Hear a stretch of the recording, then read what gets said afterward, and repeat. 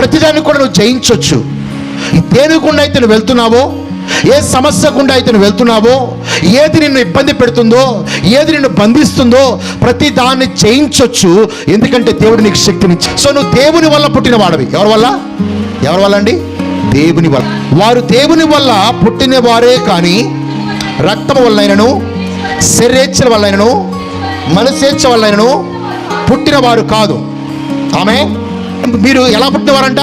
దేవుని వల్ల పుట్టినవారంట. సరే, మీరు దేవుని వల్ల పుట్టారు కదా, మీలో ఏ బీజం ఉంది?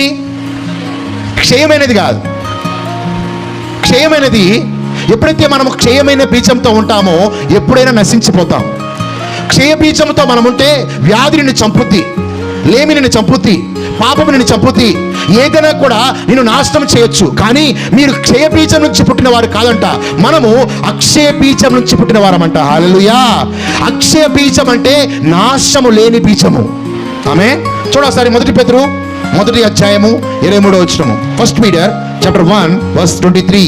1 పేతురు 1 అధ్యాయము 23వ వచనము. మీరు క్షయ బీజం నుంచి కాక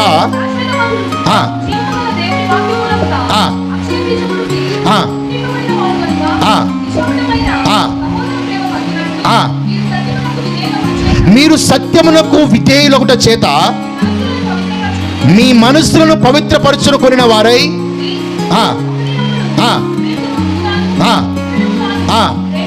హల్లెలూయా. అందరూ హల్లెలూయా. ఒకరినొకరు ప్రేమించేవారు ఉండాలంట. ఎలాగా? హృదయపూర్వకముగా. అయితే మనం క్షయబీజం నుంచి పుట్టిన వారు చాలా మంది కూడా లోకంలో ఎక్కువగా జీవిస్తే దేవుని ప్రేమించలేరు.